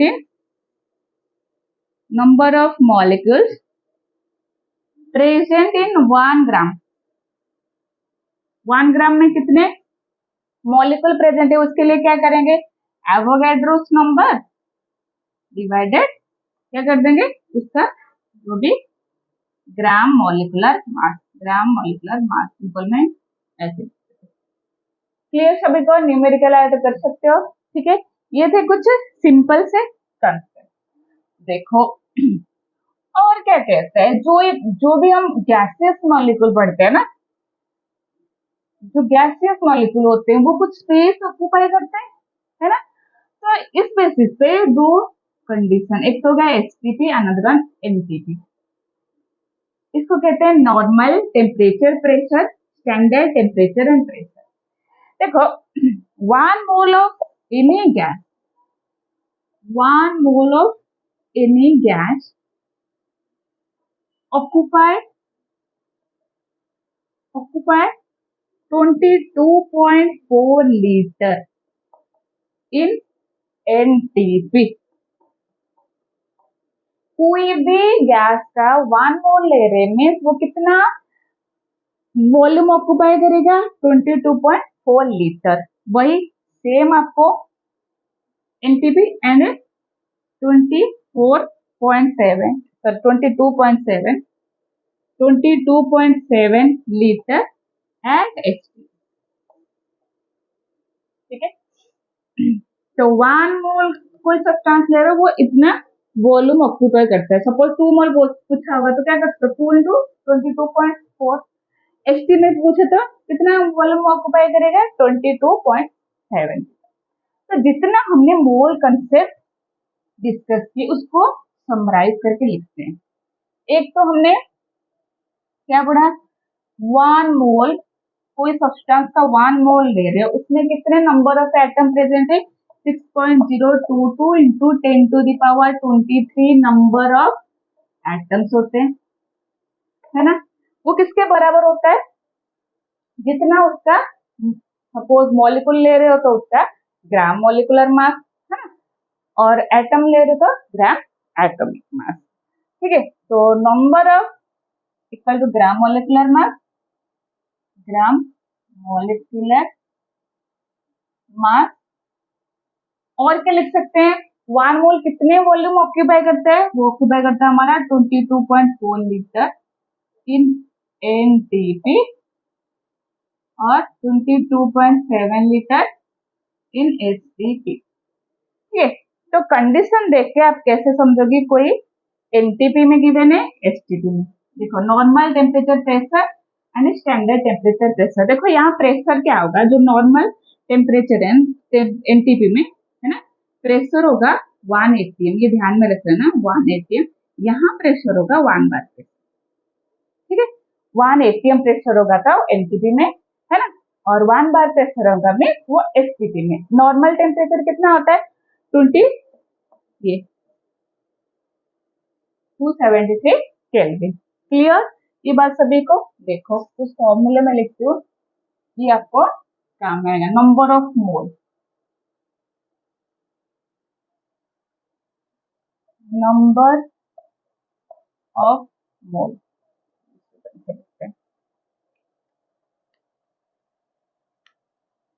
number of मोल। ठीक है, सपोज आपको ग्राम में गिवन है, ठीक है, तो मास अपॉन मॉलिकुलर मास, ये एक फॉर्मूला है, mass upon molecular mass. Suppose number of particle के टर्म में गिवन है तो उस टर्म में क्या करेंगे, in terms of number of mole. ये तो ग्राम में गिवन होगा तब, ये in terms of number of particles. इस बेसिस पे आपको कोई क्वेश्चन आ जाए तो क्या करना है आपको, number of particle upon Avogadro's number, number of particles upon Avogadro's number. ठीक है, वॉल्यूम के टर्म में है तो बता सकते हो, है ना, volume upon suppose number of मोल। किस टर्म में, वॉल्यूम के टर्म में। कैसे लिखेंगे, वॉल्यूम अपॉन जो भी वॉल्यूम अपॉन क्या करेंगे इसका, मोलर वॉल्यूम, मोलर वॉल्यूम। ये जो हमने फॉर्मूले लिखा ना, इसको ध्यान में रख लो तो फिर आपके काम बन जाएंगे। सिंपल सिंपल सवाल आते हैं। ठीक है, 12 gram of suppose 32 gram of carbon equal to how many mole, ठीक है। तो जो सपोज किसी भी सब्सटेंस का 1 मोल ले रहे हो, वो किसके बराबर है? 1 mole of oxygen, 1 mole of oxygen कितने ग्राम होगा? 16 ग्राम। तो 16 ग्राम को इक्वल टू 1 मोल लिख सकते हैं हम, 1 मोल। और इसको लिख सकते हैं हम 6.022 into 10 to the power 23 number of atom, और क्या लिख सकते हैं 22.4 लीटर, बिल्कुल लिख सकते हैं। तो मोल बराबर है किसका? मॉलिक्यूल है तो ग्राम मॉलिक्यूलर मास है। 1 मोल में कितने नंबर ऑफ एटम प्रेजेंट होते हैं? 6.022 into 10 to the power 23 number of atom और मॉलिक्यूल। 1 मोल कितना ऑक्यूपाई करता है? 22.4 litre at NTP and 22.7 litre at significant figure. देखो बच्चों, सिग्निफिकेंट फिगर क्या होता है? कोई मेजरमेंट कर रहे हो, क्योंकि केमिस्ट्री में बहुत सारे मेजरमेंट होता है। कोई भी मेजरमेंट कर रहे हो, उसमें सपोज आपको मेजरमेंट की वैल्यू मिला आपको 25.4, ठीक है, 25.4। ध्यान से सुन लीजिए, सिग्निफिकेंट फिगर क्या कहता है? कोई भी मेजरमेंट में एक सर्टेन वैल्यू होता है, एक अनसर्टेन वैल्यू होते हैं। सर्टेन या अनसर्टेन क्या है? देखो 25.4, इसमें आप बोल सकते हो जो 25 है ये एक सर्टेन वैल्यू है ना। 0.4 डेसिमल के बाद 4 2 2 2 3 ऐसा कुछ आगे कुछ लिखा हुआ है, तो ये वैल्यू क्या है? वो होते हैं अनसर्टेन। तो सिग्निफिकेंट फिगर ये कहता है बच्चों, जो भी मेजरमेंट ले रहे हो उसमें जो आपको certain value plus uncertain value, significant figure equal to certain values in the measurement plus uncertain value, तो उसको क्या कहते हैं? Significant figure. तो उसको डिसाइड करने के लिए मैंने 5 रूल लिखा हुआ है, तो उसको डिस्कस करते हैं। देखो सपोज आपको एक नंबर लिखा मिलेगा आपको ऐसे, तो मुझे बताओ सिग्निफिकेंट फिगर्स क्या कहते हैं? सिग्निफिकेंट फिगर्स ये कहते हैं जो भी certain value plus uncertain value. Suppose आपको गिवन है नंबर 349, क्या इसमें कोई अनसर्टेन वैल्यूज है? नहीं, तो इसको इसमें सिग्निफिकेंट फिगर क्या होंगे मैम? इसमें अब हमें दिखाई दे रहे हैं 3 सर्टेन वैल्यू 349, ठीक है। तो रूल क्या कहते हैं? All non zero digits are significant. Means जितने भी नॉन जीरो डिजिट है ना, जीरो के अलावा जो भी डिजिट नॉन जीरो डिजिट वो क्या हो जाएंगे? सिग्निफिकेंट होंगे, हम उसको कंसिडर करेंगे। सपोज 2 5 4 आ गया, इसमें आपको सिग्निफिकेंट फिगर्स पूछे तो कितने बताओगे? 3 है, 2 5 4 5, इसमें सिग्निफिकेंट फिगर्स कितने? 1 2 3 4। क्लियर? तो जितने भी नॉन जीरो डिजिट्स हैं वो क्या होंगे? सिग्निफिकेंट। फर्स्ट रूल सबको क्लियर। नेक्स्ट रूल बढ़ते हैं, zeros preceding to first non-zero digit and not significant। क्या कहता है? देखो एग्जाम्पल के साथ समझ लो, ये आपको गिवन है, इसमें आपको पूछा गया है तो सिग्निफिकेंट फिगर्स कितने हैं इसमें बताओ। इसमें सिग्निफिकेंट फिगर कितना होगा? 2, सिग्निफिकेंट फिगर 2 होगा।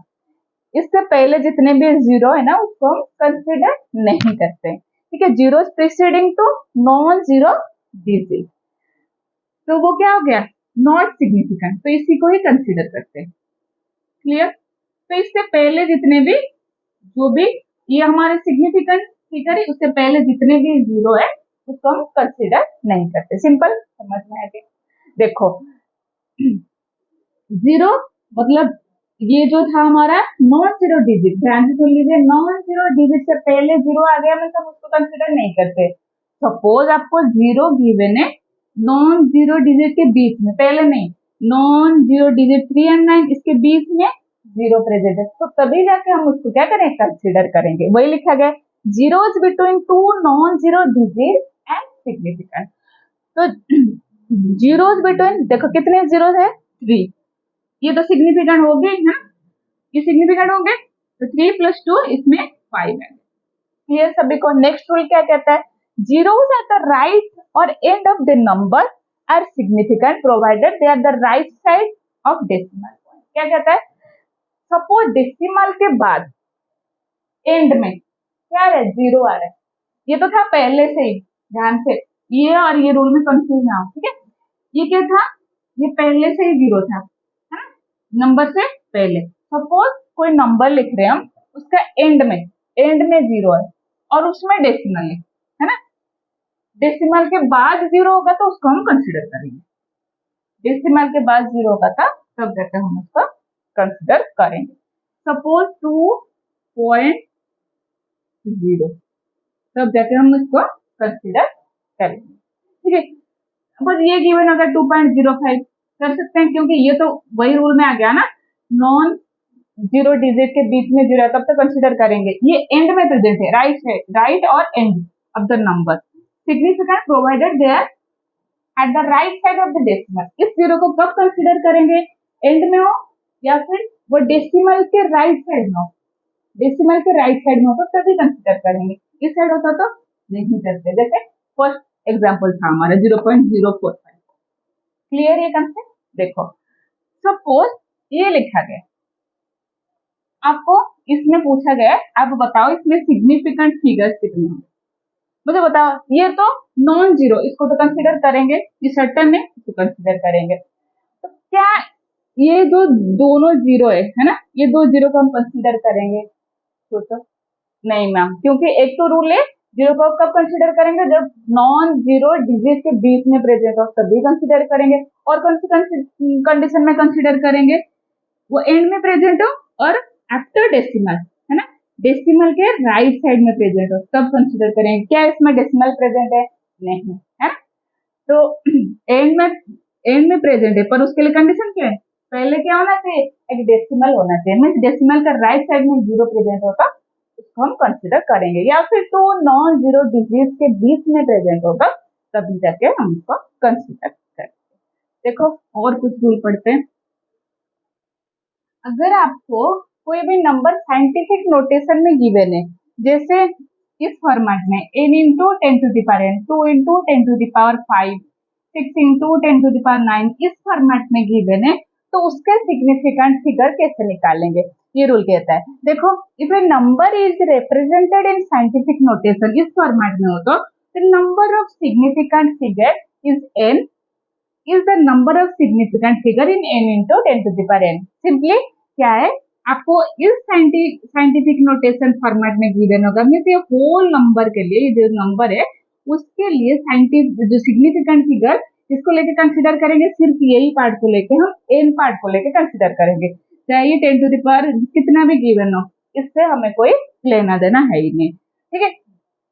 एग्जाम्पल के तौर पर समझते हैं, सपोज आपको गिवन है 1 इंटू 10⁻², इस फॉर्मेट में गिवन है, आपको सिग्निफिकेंट फिगर पूछा गया है, तो इसमें सिग्निफिकेंट फिगर कितना होगा, इससे कोई लेना देना है ही नहीं, तो ये एक ही सर्टन वैल्यू है तो इसका सिग्निफिकेंट फिगर हो जाएगा 1। सपोज आपको गिवन है 1.00 इंटू 10⁵। क्लियर? तो इसमें सिग्निफिकेंट फिगर क्या होगा, बस इतना ही पार्ट कंसिडर करने हैं, डेसिमल के बाद जीरो है तो इसको कंसिडर करेंगे, सिग्निफिकेंट फिगर हो जाएगा 3 सिग्निफिकेंट फिगर, ठीक है। सपोज 1.000 इंटू 10⁶, बता सकते हो क्या होगा, ठीक है। तो ये रूल सिंपल ही था।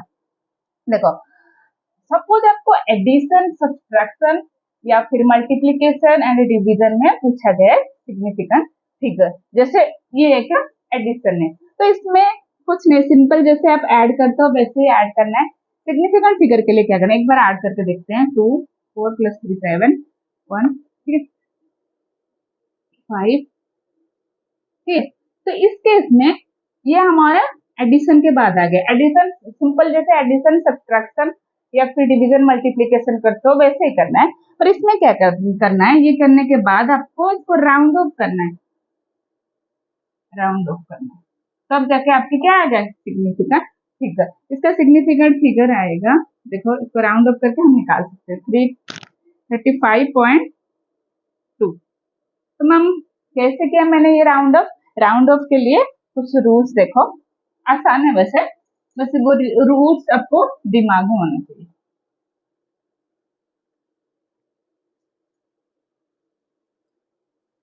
क्या कहता है rule,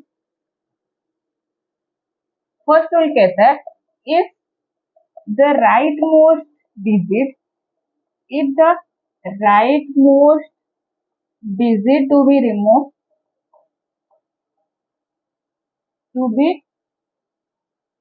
removed is less than 5, then preceding number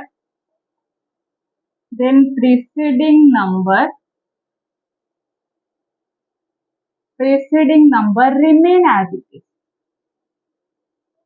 Remain as it is. Here, if the rightmost digit to be removed, if the rightmost digit to be removed, ये था लेस देन 5, मोर than 5 है तो क्या करेंगे, more than 5, then preceding number, जो भी preceding number है ना उसमें 1 ऐड कर देंगे, then preceding number add by 1, देखो ये वन सेट वीडियो है ना, इतने सारे क्वेश्चन प्रैक्टिस करवाना पॉसिबल नहीं है, तो नेक्स्ट एक वीडियो होगा जिसमें न्यूमेरिकल हो गए, इसके बेसिस पे बहुत सारे क्वेश्चन होंगे। तो इक्वल टू 5 होगा तो राइट मोस्ट डिजिट मैं लिख लेती हूँ, इक्वल टू 5 है तो इसमें दो कंडीशन आता है हमारा, ठीक है। राइट मोस्ट डिजिट आपके इक्वल टू 5 है तो फर्स्ट देखो उसके जो पहले राइट मोस्ट डिजिट जो हम रिमूव करना चाहते हैं वो इक्वल टू 5 है, मीन्स उसमें दो कंडीशन आ जाएगा, एक even condition, another odd condition, ठीक है। प्रीसीडिंग नंबर ऑड है मीन्स क्या करेंगे, +1 ऐड कर देंगे, प्रीसीडिंग नंबर इवन है मीन्स वो क्या रहेगा, एज इट इज। क्लियर आपको, ठीक है। तो यही था हमारे सिग्निफिकेंट फिगर्स के कुछ रूल्स, इस बेसिस पे अब जितने क्वेश्चन प्रैक्टिस करेंगे उतना आपके लिए डाउट आपको उतना क्लियर होगा, आपको उतना कॉन्फिडेंस बिल्डअप होगा, ठीक है। नेक्स्ट आता है हमारा empirical formula and molecular formula. देखो एम्पिरिकल फॉर्मूला मॉलिकुलर फॉर्मूला को समझने के लिए एक आपको एग्जांपल में दे रही हूँ, सपोज ले रही हूँ मैं ग्लूकोज C6H12O6, क्लियर। देखो ये इसका डेफिनेशन वैसे आप रट्टा लगाओ तो भूल जाओगे, एग्जाम्पल के साथ आप उसको समझोगे तो तब आप लिख पाओगे। 6,6H12O6, देखो ये इसका क्या है पता है आपको, ग्लूकोज का मॉलिकुलर फॉर्मूला होता है C6H12O6, इसमें से कॉमन कितना ले सकते, 6 कॉमन ले लो, कितना आ जाएगा 6H2O, है ना, इसको इसमें से 6 कॉमन ले लो, कितना आ गया CH2O6। तो ये जो फॉर्मूला निकला किससे निकला है, ये जो फॉर्मूला निकला है किससे, ये हमारे मॉलिकुलर फॉर्मूला से, है ना, ये मॉलिकुलर फॉर्मूला से ये फॉर्मूला निकले। तो मुझे बताओ जो एम्पिरिकल फॉर्मूला है ना, एम्पिरिकल फॉर्मूला में कुछ चीजें कॉमन मल्टीप्लाई में है ना, तो उसको मल्टीप्लाई कर देंगे तो हमारा टोटल मॉलिकुलर फॉर्मूला मिलेगा। तो इसको लिख सकते हैं molecular formula equal to empirical formula into N, N क्या होता है जो कॉमन फैक्टर जितना है उसको हम एन कह सकते हैं, वही लिखा गया। तो एम्पिरिकल फॉर्मूला क्या कहता है, एम्पिरिकल फॉर्मूला देखो एम्पिरिकल फॉर्मूला कहता है it is the formula which express the smallest whole number ratio of the constituent atom within it, इसके कॉन्स्टिट्यूएंट एटम प्रेजेंट है इसका स्मॉलेस्ट होल नंबर रेशियो यही है 6, तो उसको क्या कहेंगे, सिंपली जो भी कंपाउंड गिवन है उसमें कॉमन निकाल दो, है ना, और ये जो फॉर्मूला निकला हमारा, ठीक है, एम्पिरिकल फॉर्मूला। और जो मॉलिकुलर फॉर्मूला आपको पता है, मॉलिकुलर फॉर्मूला एक्चुअल फॉर्मूला होता है ना, जितने भी कंस्टिट्यूएंट प्रेजेंट है उतना ही रहेगा। It is the formula which represent actual number of each individual atom in any molecule, clear. तो हम लिख सकते हैं इसमें से क्या कंक्लूजन निकला, जो मॉलिकुलर फॉर्मूला है वो क्या है, एम्पिरिकल फॉर्मूला इनटू एन लिख सकते हैं, इंपॉर्टेंट फॉर्मूला ये, molecular formula equal to empirical formula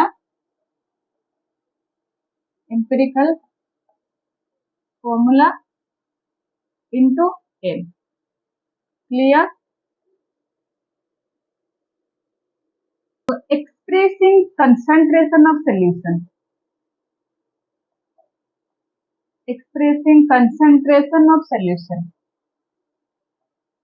concentration of solution,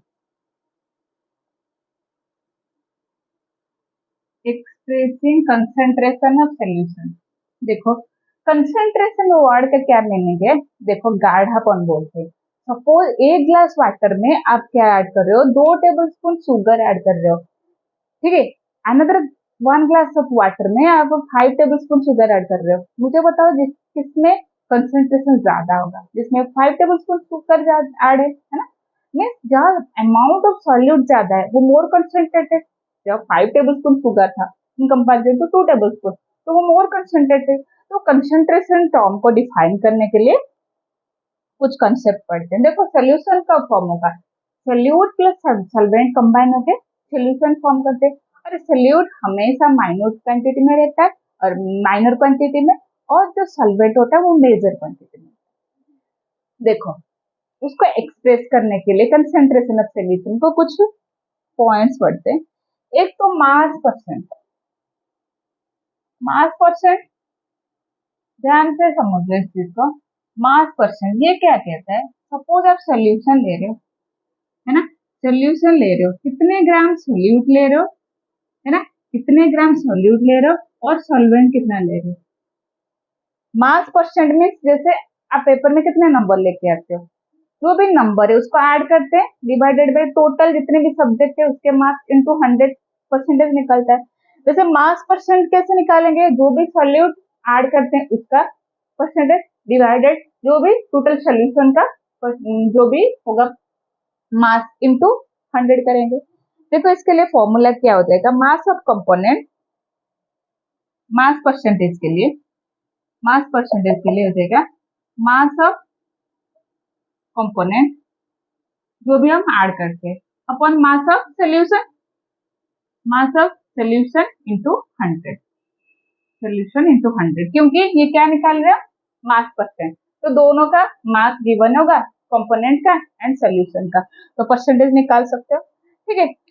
suppose volume, वो उसका आपको क्या गिवन है, मास में गिवन नहीं है, वो क्या है वॉल्यूम में गिवन है। मीन्स आप कोई लिक्विड ले रहे हो जैसे इथानॉल इन वाटर, कितना ले रहे हैं वॉल्यूम परसेंट, 2 ml इन 100 ml वाटर। 2 ml क्या ले रहे हैं इथानॉल C2H5O, 2 ml अल्कोहल ले रहे हैं 100 ml वाटर में। उसके लिए क्या करेंगे, वही ml volume of component divided by volume of solution into 100। Clear, ये आसान है वैसे। तो सपोज ये तो था, दोनों के दोनों क्या थे, मास में थे, दोनों के दोनों वॉल्यूम में। सपोज आपको सोल्यूट गिवन है ग्राम में एंड सोल्यूशन किसमें गिवन है, सोल्यूशन गिवन है लीटर में, तो उसमें भी परसेंटेज निकाल सकते हैं, है ना। मास ऑफ सोल्यूट जो भी होगा ग्राम में divided volume of solution into 100। ये तो आसान चीजें थे। तो नेक्स्ट जो हमारे इंपॉर्टेंट पार्ट आता है वो होता है पार्ट्स पर मिलियन। ये ध्यान से सुनिए, पार्ट्स पर मिलियन। कंसंट्रेशन को एक्सप्रेस करने के लिए ये भी एक यूनिट है। पार्ट्स पर मिलियन, मिलियन आपको पता है 10⁶, है ना। तो पार्ट्स पर मिलियन में जैसे परसेंटेज मीन 100 से काउंट करते हैं, तो टोटल जितने भी सॉल्यूट है उसका ग्राम डिवाइडेड सॉल्यूशन जो भी है उसका ग्राम इंटू 100। तो सिंपल वही कंसेप्ट है पार्ट्स पर मिलियन। तो क्या कर देंगे हम, जो भी आपको गिवन है कंपोनेंट, है ना, तो उसका मेजरमेंट डिवाइडेड सॉल्यूशन का मेजरमेंट इनटू 10⁶ करेंगे। क्लियर, पार्ट्स पर मिलियन लिखते हैं, इसको शॉर्ट में लिखते हैं पीपीएम, पार्ट्स पर मिलियन को ppm, number of parts of component, number of parts of component, parts of component divided total number of component. यही निकालते हैं, परसेंटेज कैसे निकालते हैं, total number of component, component into 10⁻। Clear सबको, ये परसेंटेज ऐसा है, पर पार्ट्स पर मिलियन में हमको क्या करना है, हमें करना है 10⁶ से मल्टीप्लाई। नेक्स्ट आता है हमारा मोल फ्रैक्शन। देखो ये जो चैप्टर है ना बिल्कुल आसान है, आप अंडरस्टैंड करो समझो तब आपको ये इजी लगेगा। Mole fraction. Next term mole fraction. Fraction समझते हो, जैसे हम बोलते हैं 1/2, 1/3, वैसे 3 पार्ट में से कितने पार्ट है, 1 पार्ट। वैसे मोल फ्रैक्शन, मोल फ्रैक्शन देखो, mole fraction of component, mole fraction of component कैसे निकालेंगे मोल फ्रैक्शन, जो भी number of moles of component divided total number of मोल, ठीक है, number of mole of component, number of mole of component, component divided total, total number of मोल। देखो जो mole fraction है ना, तो मोल फ्रैक्शन इसको x से डिनोट करते हैं, ठीक है। सपोज एक्स ए मोल किसके साथ कंबाइन हो रहा है, एक्स बी मोल के साथ कंबाइन होकर क्या फॉर्म हो रहा है, होल सोल्यूशन फॉर्म हो रहा है। मीन्स इसको कितना कंसीडर करेंगे, 1 कंसीडर करेंगे। मोल फ्रैक्शन, मोल फ्रैक्शन कैसे निकालेंगे, देखो mole fraction number of mole अपन टोटल नंबर ऑफ मोल। देखो एक्स ए के लिए मोल फ्रैक्शन निकाल सकते हैं, सपोज इसके लिए हम ले लेंगे नंबर ऑफ मोल, ये same same formula mole fraction के लिए, नंबर ऑफ मोल अपन टोटल मोल। तो मैं ले रही हूँ number of mole n a, total mole क्या है n a plus n b, clear. तो एक्स बी का वैसे लिख सकते हैं मोल फ्रैक्शन ऑफ बी, क्या कर देंगे एन बी अपन टोटल क्या मोल है n a plus n b, दोनों को ऐड करके देखो 1 आ रहा है, इक्वेशन 1 एंड इक्वेशन 2 को ऐड करके देखो आ रहा है 1। तो आपको एक किसी का मोल फ्रैक्शन गिवन होगा तो दूसरे का निकाल सकते हो, कैसे निकालेंगे, 1 minus mole fraction of another part, clear.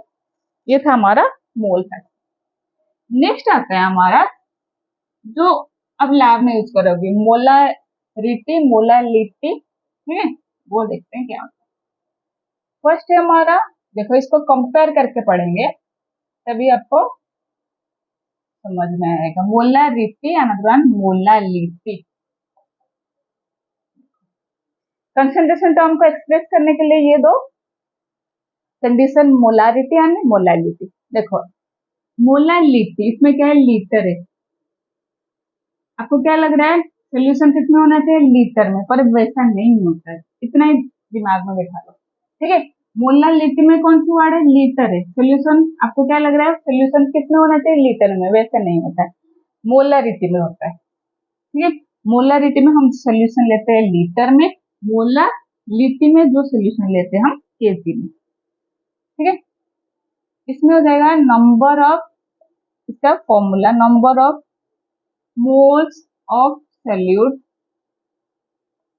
Divided volume of solution, volume of solution in litre, clear. इसमें फॉर्मूला क्या होगा मोल फ्रैक्शन का, number of moles of solute, moles of solute divided क्या होगा, जो भी हम सोल्यूशन फॉर्म करते हैं, सोल्यूट लेते हैं सॉल्वेंट लेते हैं, दोनों को ऐड करके हम क्या फॉर्म कर देते हैं, सॉल्वेंट। देखो सोल्यूट प्लस सॉल्वेंट ऐड कर हम क्या फॉर्म करते हैं, सोल्यूशन।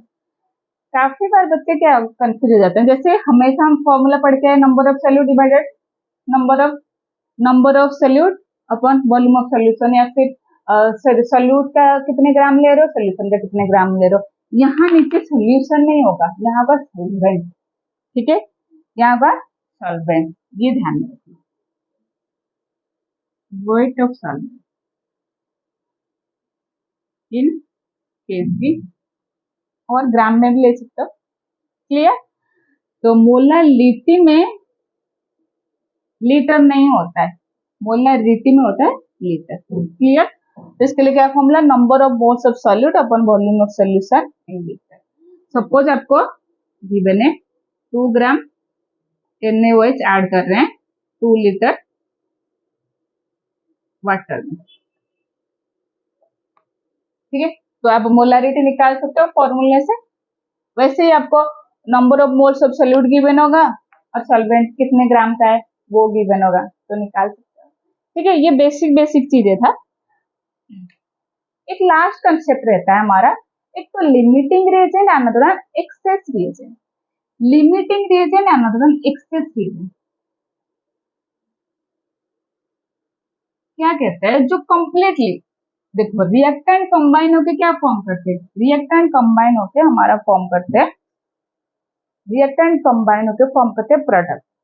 एक रिएक्शन में रिएक्टेंट कंप्लीटली कंज्यूम हो जाता है, ठीक है, एक रिएक्शन में रिएक्टेंट कंप्लीटली कंज्यूम हो गया, मीन्स प्रोडक्ट फॉर्म हुआ, तो उसको क्या कहेंगे, लिमिटिंग रिएक्शन। सपोज एक रिएक्शन ले रहे हैं जो कंप्लीट कंज्यूम नहीं हो रहा है, कुछ अनरिएक्टेड रह गए, उसको क्या कहेंगे, एक्सेस रिएक्शन। ठीक है, ये इतना डिफिकल्ट नहीं है, आपको बस पता होना चाहिए लिमिटिंग रिएजेंट क्या होता है एंड एक्सेस रिएजेंट। तो इसका एक बार फॉर्मूला लिख लेती हूँ मैं, ये हमारा मोलालिटी एंड मोलारिटी का एक्सप्रेशन। देखो एक इम्पोर्टेंट कंसेप्ट है जो मोलारिटी एंड मोलालिटी, मुझे बताओ इनमें से टेम्परेचर पे कौन डिपेंडेंट होगा, टेम्परेचर पे कौन डिपेंडेंट है? देखो जहाँ litre of the solution involve है, मोलारिटी या मोलालिटी, मोलारिटी में हम क्या ले रहे हैं, लीटर, है ना, moles of solute upon volume of solution in litre. मुझे बताओ वॉल्यूम टेम्परेचर इंक्रीज करने से वॉल्यूम क्या होगा, टेम्परेचर इंक्रीज करने से वॉल्यूम इंक्रीज होगा, तो ओवरऑल मोलारिटी क्या हो जाएगा, ये क्या है नीचे, है ना, तो क्या होगा, डिवाइड करने से वो क्या हो जाएगा, मोलारिटी कम हो जाएगा, मोलारिटी डिक्रीज। तो मोलारिटी डिपेंड करता है टेम्परेचर पे, मीन्स टेम्परेचर के साथ वो वेरी कर सकता है। तो स्टैंडर्ड कंडीशन मतलब हमारे कैलकुलेशन इजी करने के लिए हम हमेशा मोलारिटी को ज्यादा प्रेफर करते हैं।